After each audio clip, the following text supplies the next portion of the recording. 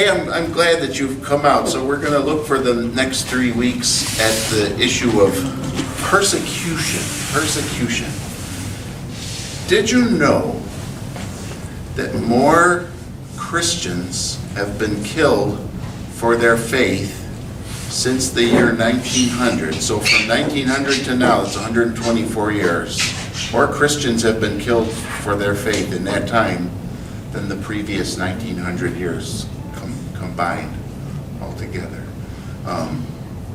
Last year, about 5,000 people were killed for being Christians. And that's not to talk about the millions of people who have been made homeless because of their faith, the tens of thousands of churches that have been burned up and destroyed. So I want to just to get a little glimpse before we start digging into the scriptures on this, just get a little glimpse of what's going on. I'm going to pass this around. This actually is an article that came out today, but I didn't want to print. It's like 5 pages color, so I didn't want to print a million of them because I didn't know how many people would be here. But I'm going to pass it around, and just while the video's playing, take a look at that. And this is about a 13-minute video or so. Just talking a little bit about what's going on in the world today. So I'll get the lights and turn that on. So one show. The whole thing is one document. Is that good enough? Yeah, that's perfect.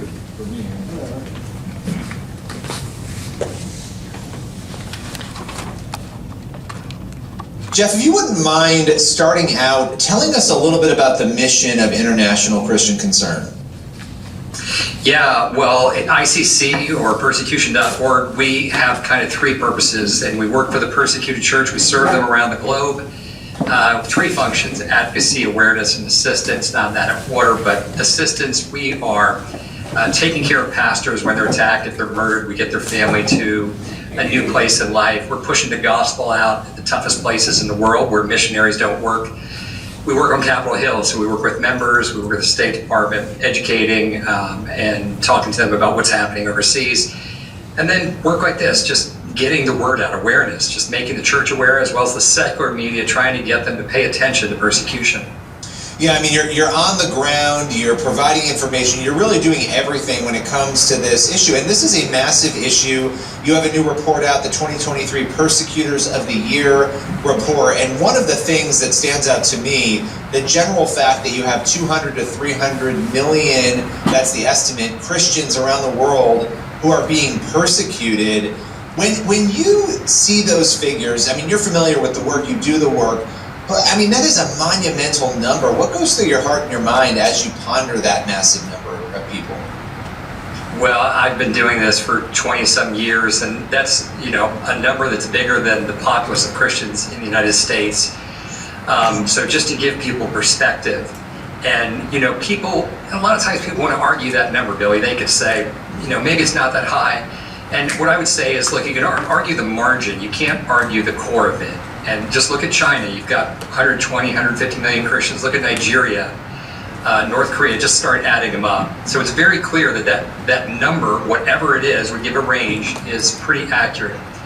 And it ranges from light to the absolute decimation of the church, which is the murder and assassination and torture.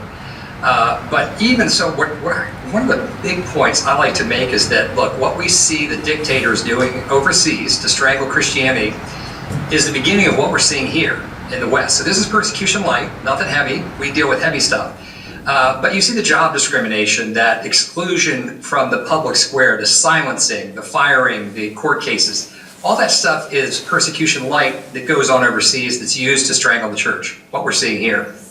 Well, that's a big question, right? Because a lot of people will say, well, Christians in America have nothing to complain about because the persecution that Christians complain about is nothing like what people face in Nigeria or North Korea or China or many other places around the world. But you just raised an interesting point, and I'd love to just focus on that a little bit more for a moment, because all of that deeper persecution around the world, you would imagine it started somewhere else, right? That it didn't start, obviously, where it is now. When you look at the things you just mentioned right now, and you look at where we are in America, there have been some victories in the courts of late. But do you have any fears or worries about maybe where this country could end up if those things aren't kept in check? Yeah, absolutely. I mean, I don't want to be too alarmist, but what did the Nazis do when they were attacking the Jews? You soften the populace up, and there's a whole lot of negativity that streamed out in terms of media and pop culture.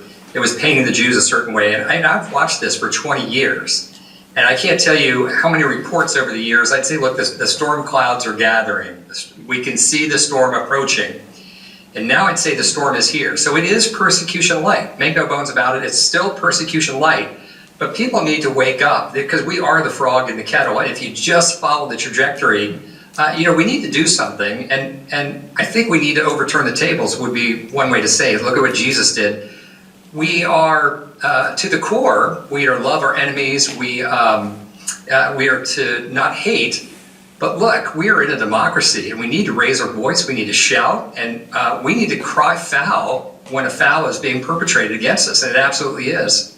So absolutely, and I think that is one of the reasons why so many people have been sounding the alarm in America. And like so many other things, people will dismiss things until they become a very real big problem. You want to prevent it. You want to stop it from getting to that place. But when it comes to your report, the Persecutors of the Year report, let's talk about that because a lot is in that report.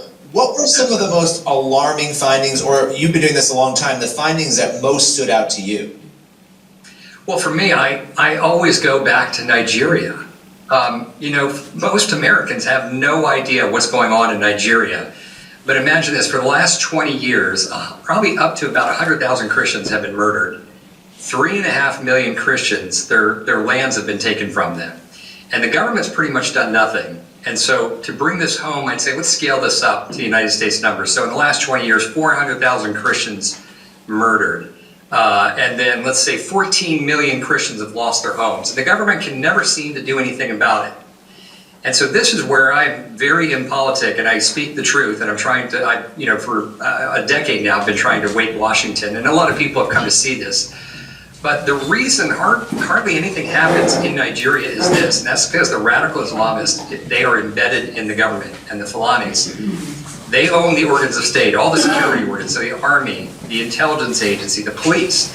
So strangely, nothing happens. They come to Washington, they say, gosh, this is one tough problem, but these are guerrilla fighters, we're trying. Please give us more money and arms and maybe we can do something. And I'm like, that doesn't fly. And, if just open your eyes and look at the situation. So that's Nigeria. Let's talk about the Fulani herdsmen for a minute because a lot of people don't know who they are. People might know who ISIS is. They've heard the other terror groups, but this is the group we are seeing again and again as being the perpetrator of many of these atrocities against Christians. Can you tell us a little bit about who they are?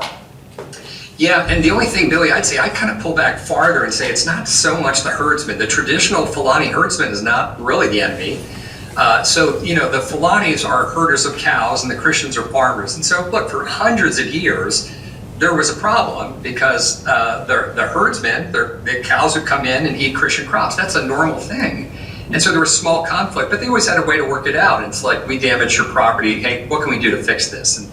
And the Christians and the Muslim Fulanis always got along. But now, look, the Islamists have come in. So starting 20 years ago, they were armed. And a lot of foreign fighters coming in that are Fulanis, but the Fulanis are beyond Nigeria. They're coming in and they attack, they pillage, they murder, they pull out machetes, they burn.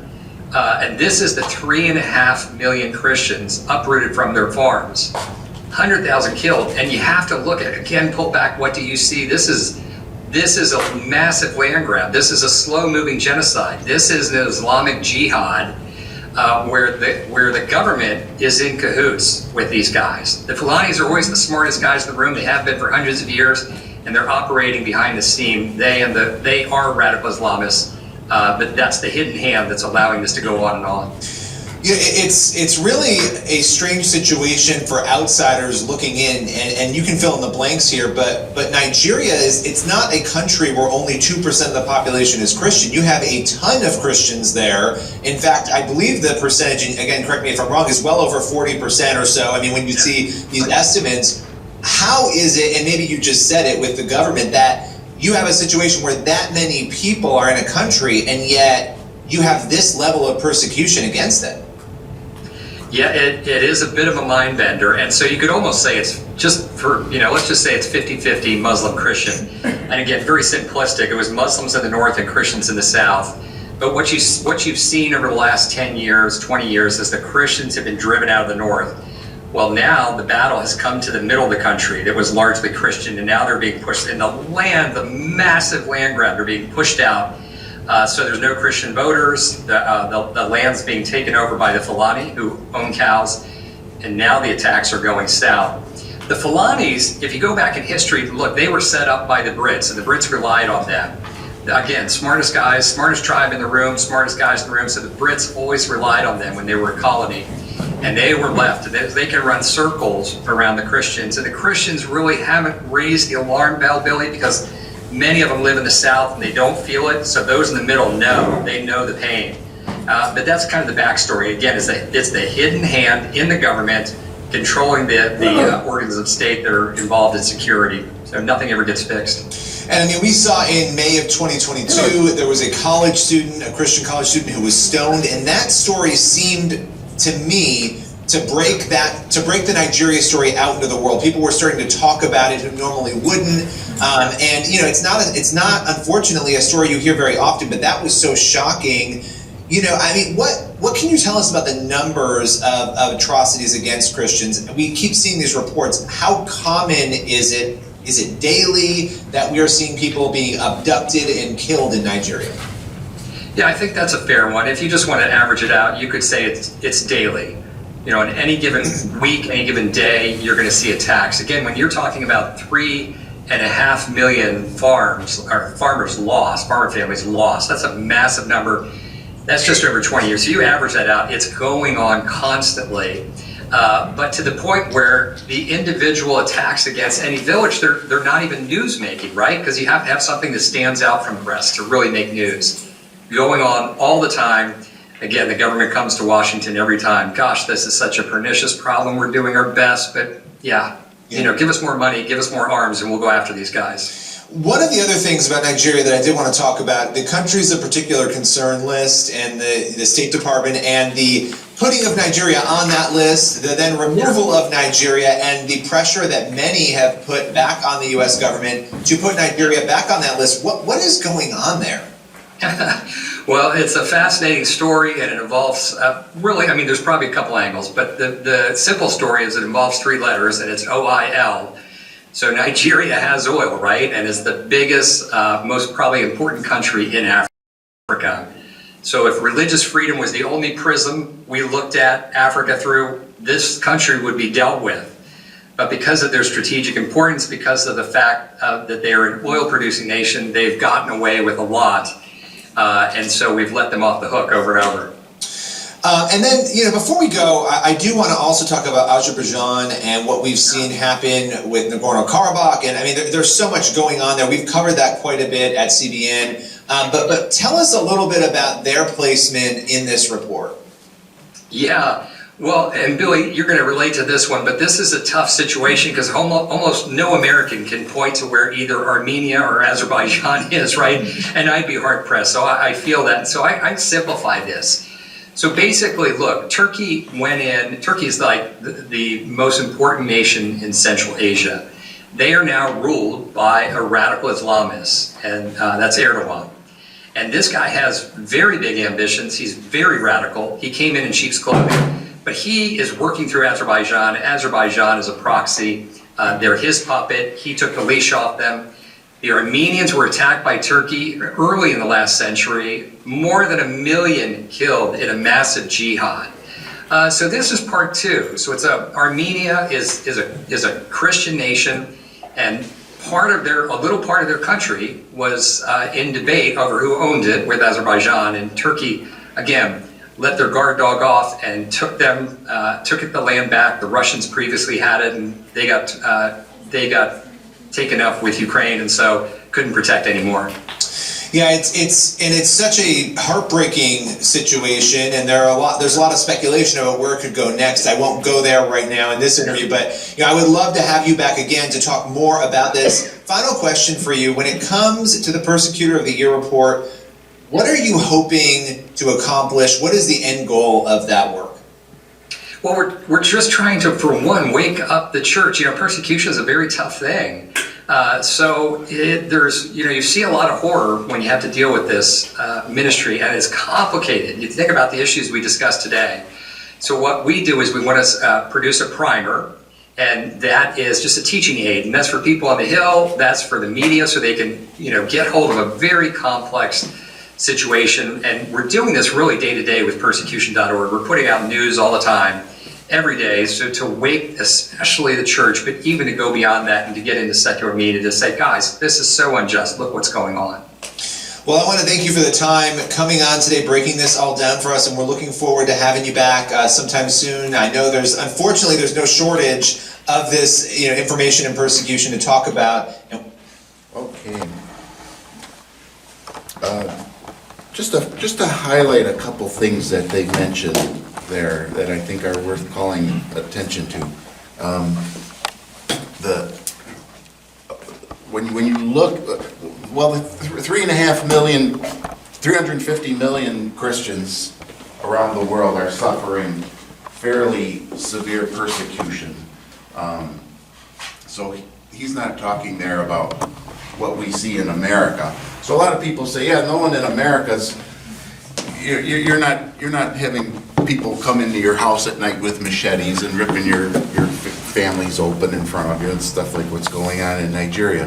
But he made a very good point there. The things that we are seeing here are the kinds of precursor things that happen, right? So you've all heard, for example, about the Christian bakers that wouldn't do gay wedding cakes, and instead of just going to another baker and getting a cake, they had to be destroyed, right? They had to lose their businesses. Or the county clerk in Kentucky that wouldn't give out gay marriage licenses. And so she had an assistant clerk do it. She just said, I can't personally do this, but she had to be destroyed. You saw probably very recently, they had a multi-million-dollar judgment against her, and she's been out of work for a long time. So those things don't seem as severe as somebody coming in with machetes and killing your family, but those are the precursor things. That's the way the society's going. And you mentioned in there even like the Nazis and the Jews, right? The Nazis had to soften up the populace in the way that they thought about Jews so that the Holocaust could eventually happen. So I'm watching even the news yesterday, and they had somebody come on, and she's talking about the primary election Monday night in Iowa, and she's saying, well, Iowa's full of white Christians. She said it almost just like that, white Christians. And she repeated it. So what in her mind, what's the fault of the downfall of America, that the guy she thinks is going to destroy America got elected? It's white Christians, right? And the way they say that, the idea is we're all running around with pillowcases on our heads at night, creating this havoc in America. And what does that do? If that's what we are, then they will be justified in persecuting us, won't they? In doing what they can to harm us and damage us. So it's coming here as well. But we also, it's very important to be conscious and aware of what's going on around the world. And that's what he said was part of their mission. There's actually a lot of organizations now that are starting to do this, thankfully. Open Doors, Voice of the Martyrs. You've heard me talk about these before. In fact, I'll pass these around. I know some of you do get it. I asked one time at Sunday school, people raised their hands. I was like, wow, someone listens to me. So awesome. If you go to the Voice of the Martyrs website, right there in the very beginning is where you can click and you can get a free subscription to this newsletter. It's very short. It doesn't take a lot of time to read. If you get one, I think they put out 10 times a year. And you can go through it, in just a few minutes. Lots of pictures. I like that. That's a nice color picture. So you're seeing the people's faces, but you're hearing their stories from all around the world, and they're helping to get the word out. So we in the United States are conscious and thoughtful of our brothers and sisters in Christ and what they're experiencing. So that number, 350 some million or whatever it is, that's 1 out of every 7 Christians in the whole world facing very serious persecution. There's the Global Christian Relief, the World Watch List. There's a whole bunch of organizations that are starting to work on this, which is a good thing. So let me start by asking, if you were coming for Sunday school, we spent, 48 weeks in the book of Acts? So let's just start out by thinking through how many instances can you remember out of the book of Acts where there was persecution, where we saw in the very startup of the church and that very first generation of Christians, what types of things happened to them? I came up with about 8 of them here. So what can you remember from the book of Acts? Paul was in prison. Paul was put in prison, right? More than once. Yes. He was beaten, right? They plotted to kill him. In Philippi, they plotted to kill him. In Jerusalem, good. Do you remember in Lystra they stoned him? Paul was stoned. Not in the way some people think, the other in the bad way. Right, not the Illinois way. He suffered death on the cross. Paul suffered. Oh yeah, although it's not in Acts. Oh, okay. He sunk his ship. Yeah. Do you remember right at the very beginning, Peter and John being put in prison? And then not long after that, all the apostles were imprisoned and they were flogged. Who was the first martyr? Stephen. Stephen was martyred for his faith. And then there was persecution in Jerusalem, which is what made all the Christians have to spread out. And then who remembers Herod killing? All the babies. It's not in Acts. Oh. Herod. Oh, John the Baptist. No. Oh, that's not an accident. Herod beheaded James, the Apostle James, and put Peter in prison. So we saw right in the very beginning of the church, persecution was part of the normal expectation of the life of Christians. Jesus foretold that and predicted that that's what would happen, and that is what happened. In fact, you remember when Saul was converted, and then when he went to Antioch, Ananias came to see him, and the Lord told Ananias to go talk to Paul because he must learn how much he must suffer for my name. That's what Paul had to learn. Isn't that interesting? Okay, let's go to Matthew chapter 5. Matthew chapter 5.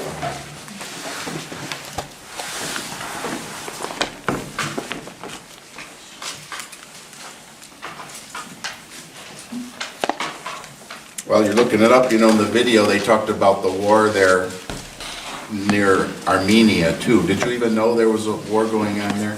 No. So, some people, I see some people, that our news just ignores it. They just ignore it. The Turks, there was a genocide of Armenians back in the early part of the 20th century. Like he said, about 1 million, think of that, 1 million Armenians were slaughtered by the Turks.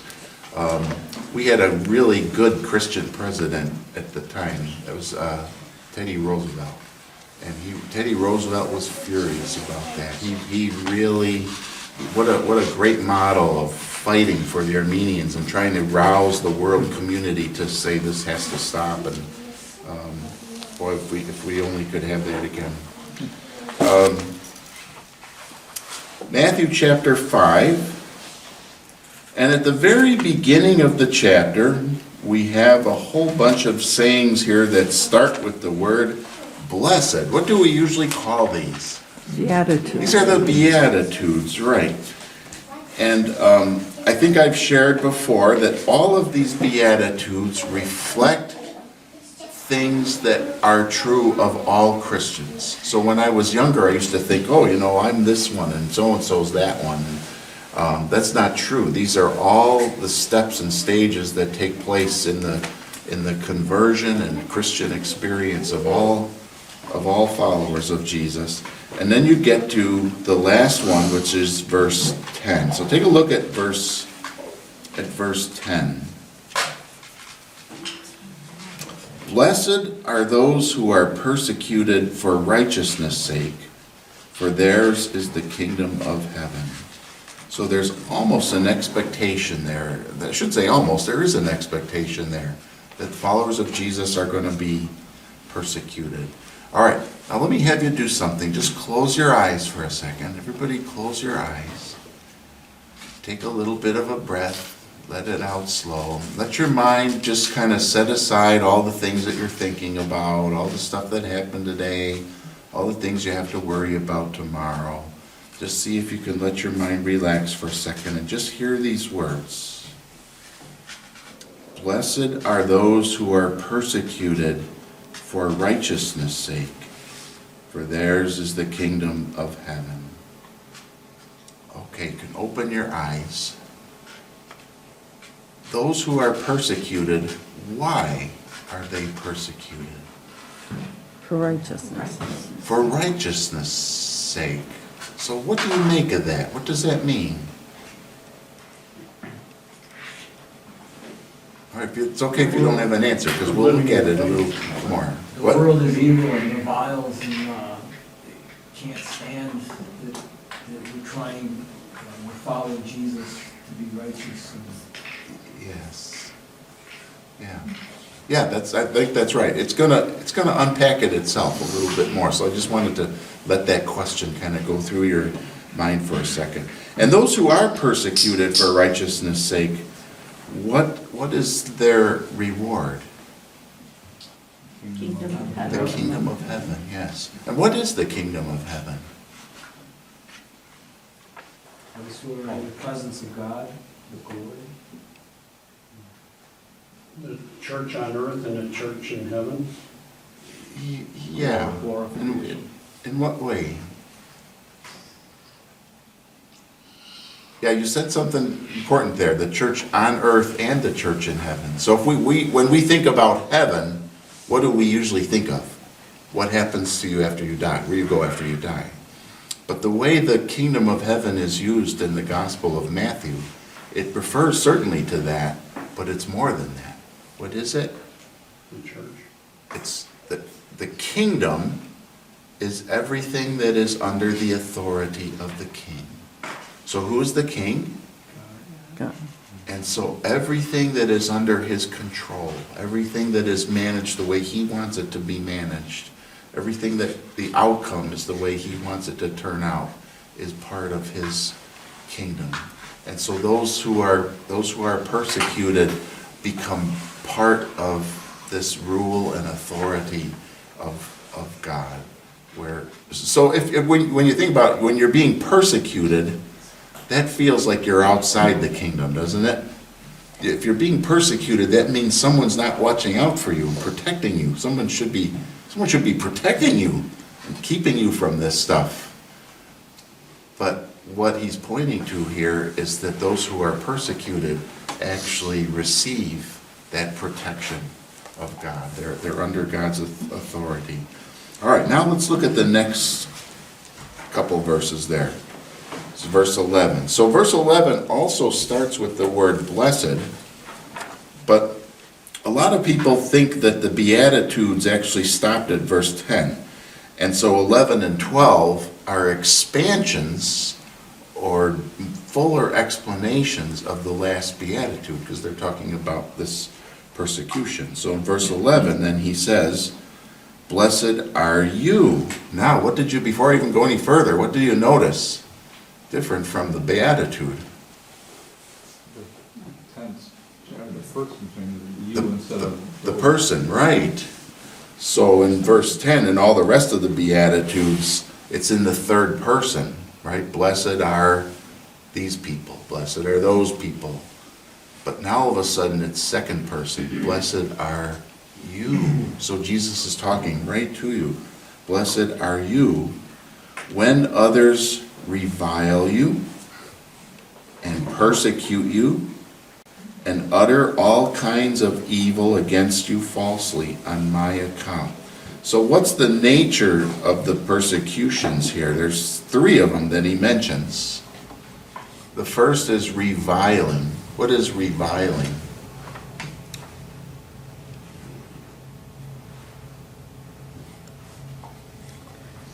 Hatred? Yeah, it's spoken hatred. So when people speak badly of you, so you're a bunch of white Christians, meaning that all problems in our country are your fault, right? That's reviling you. The second one is persecute you. So that seems almost to be more active, right? That would be almost more physical.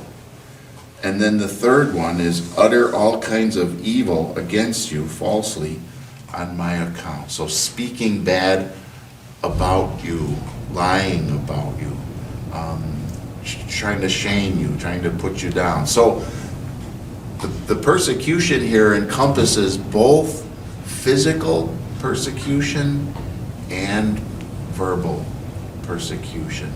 So you're not just being persecuted if you get flogged or if you get put in jail. You're being persecuted when people speak ill of you. And they speak ill of you, we saw in the previous verse, for righteousness' sake. But here, when they're speaking this evil against you, why is it, in the very last phrase there, it's on my account. Do you see that? On my account. That means on Jesus' account. So when people are persecuting you for righteousness' sake, what does that mean exactly? It means on account of Jesus. Why? Because when you believe in Jesus, what's your status before God? Morally and ethically, how does God look at you? You are righteous. So when you're persecuted for righteousness' sake, it's being persecuted for your faith in Jesus. So it's not just because you're better than other people or you live your life better than other people. It's because of your faith and your confidence in Jesus Christ that this persecution comes. Does that make sense? Can you see how he's unpacking what that righteousness means? That it's on account of Christ. It's your faith in Christ that causes people to persecute you. And then finally, verse 12, rejoice and be glad, for your reward is great in heaven. For so they persecuted the prophets who were before you. So when you're being persecuted, what should your attitude be toward that persecution? Yeah, rejoice and be glad. So that's like Mike was talking about this men's conference. He wants to go to the joys of persecution, that when people talk badly about you, there's actually something positive in that. That goes against our grain, doesn't it? That's not normal. We all want people to like us. We all want people to speak positively about us. But when people speak ill of us or harm us for the sake of Christ, that actually is a good thing. It's a cause for joy. Not today, but later in the course, we're going to look at a few instances in the New Testament as to why that is, why that's the case, why it's a joyful thing. And so rejoice and be glad, for your reward is great in heaven. So people who are persecuted, where are their minds? What are they thinking about? Evil. Evil. They're thinking about doing evil. The one, not the ones who are doing it, the ones who are the recipients of Oh. the evil. What are they thinking? What are about? they thinking about? Right. Christians are heavenly minded people. How many times a day do you think about heaven? How many times a day do you think about food? I'm way up there. How many times a day do you think about your schedule? How many times a day do you think about politics? How many times a day do you think about dying? How many times a day do you think about clothing, about your bank account, about your children? But how many times a day do you think about being in heaven? I think as Christians we should train ourselves, and the scriptures I think bear this out, that we are people who think about heaven a lot, that we long to be there, that we are anxious and eager and excited about being with the Lord. And so during times of persecution, that's what makes us glad. That's what helps us endure it.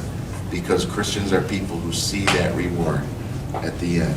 And then the last phrase there, for so they persecuted the prophets who were before you.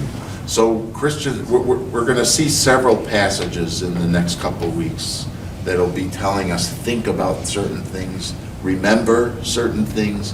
In other words, our mindset has to be geared and set when we face persecution in certain ways.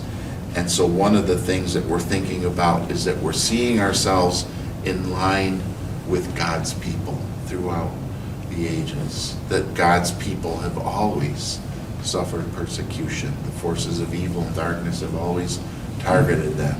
So if they're targeting you, that's a good thing, isn't it? What are you in line with? God's people. Right? Okay, I think that's all our time for today. So I hope you'll join us again next week, and we'll look at some more passages that will tell us about this. And I encourage you, go on that Voice of the Martyrs website if you haven't already, and just sign up for that free newsletter. Even if you only have time for 3 minutes a month to look through it, page through it, that will really open your eyes to what's going on in the world.